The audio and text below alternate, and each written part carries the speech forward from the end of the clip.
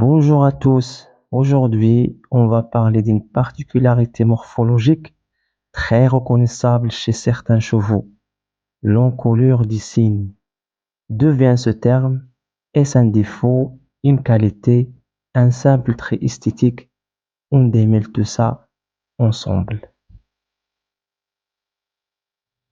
Qu'est-ce que c'est que l'encolure du cygne?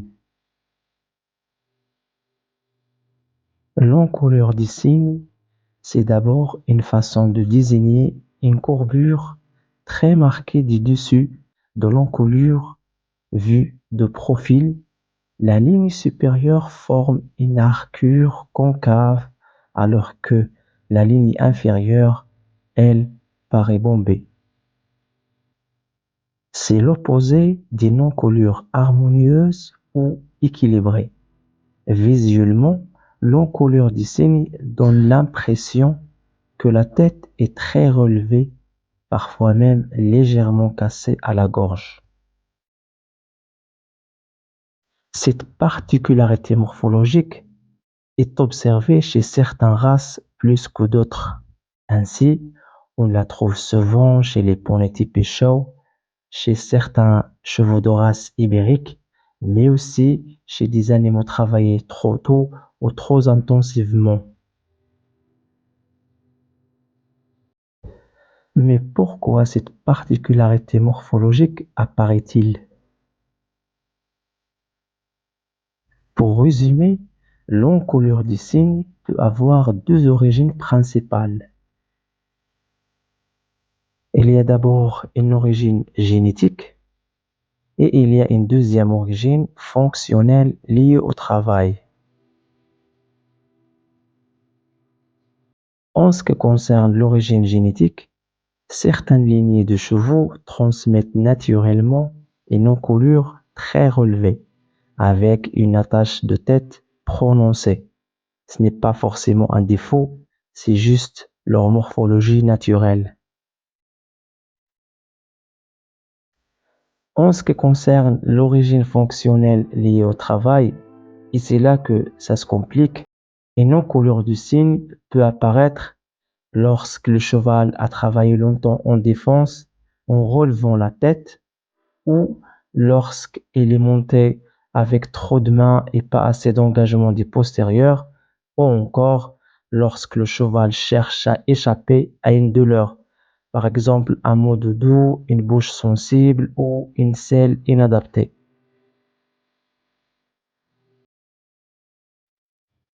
Dans ces cas, l'encolure du cygne est un signe que la musculature s'est développée à l'envers, c'est-à-dire les muscles sur l'encolure hypertrophiés et les muscles du dessus sont insuffisamment travaillés. Maintenant, on va voir quelles sont les conséquences de cette particularité morphologique sur le cheval. L'encolure du cygne, est-ce grave? Eh bien, ça dépend. Ça dépend de est-ce l'encolure du cygne est naturelle ou si il est acquise. Dans le cas où l'encolure du cygne est naturelle chez le cheval, il ne pose pas forcément de problème. Le cheval peut très bien fonctionner tant que le travail respecte sa morphologie. Par contre, si l'encolure du cygne est acquise, c'est-à-dire qu'il est la conséquence d'un mauvais travail, il entraîne des conséquences. Et parmi ces conséquences, on peut trouver le dos creusé, car le cheval ne peut plus se tenir en pont.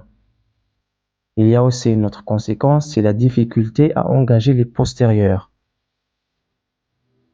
On peut observer aussi chez le cheval une perte d'équilibre, surtout aux allures rapides, et une tension dans la nuque et la mâchoire. Mais toujours chez ces chevaux qui ont une encolure du cygne, il y a une difficulté à se rassembler. Pour le cavalier, cela signifie un cheval qui tire, qui s'appuie ou au contraire qui se bloque dans la main. D'accord. Après ce constat sur la définition et les conséquences des non-couleurs de signes, maintenant on va voir comment améliorer ou gérer l'encolure du signe chez le cheval pour améliorer son bien-être et améliorer son travail. Pour améliorer la locomotion d'un cheval qui a une encolure de signe, il faut respecter 5 règles. D'abord, travailler légèrement vers l'avant et vers le bas. Deuxièmement, muscler le dos progressivement. Troisièmement, supprimer les douleurs éventuelles. Quatrièmement, adapter la monte. Et cinquièmement, et c'est le plus important, la patience. Donc, pour le premier point qui consiste à travailler légèrement vers l'avant et vers le bas, ça c'est la base. On cherche à étirer la ligne du dessus, encourager l'engagement derrière et détendre le cheval. En ce qui concerne le deuxième point, c'est-à-dire muscler le dos progressivement, il faut travailler avec une longe en gog commandée, en élastique simple ou en enraînement doux, avec des barres sur le sol et faire des transitions fréquentes pour engager les postérieurs.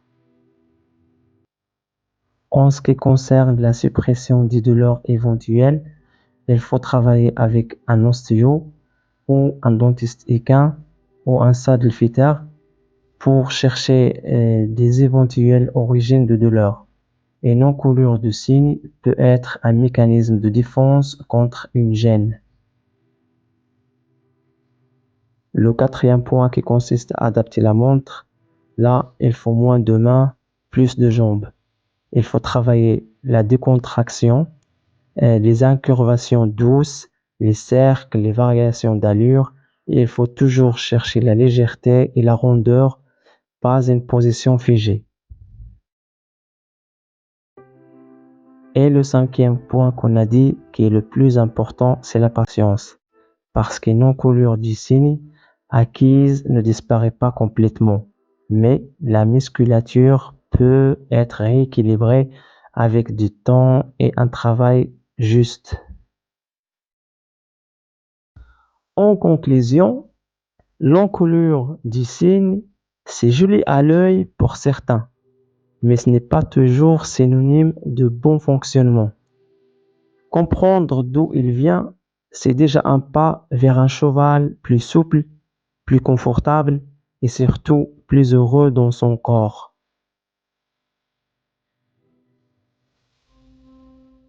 Merci d'avoir regardé cette vidéo jusqu'à la fin.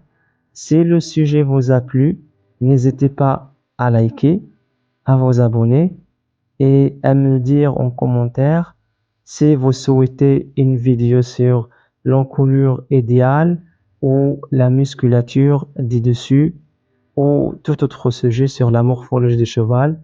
Merci, au revoir, à la prochaine. Ciao, ciao, ciao.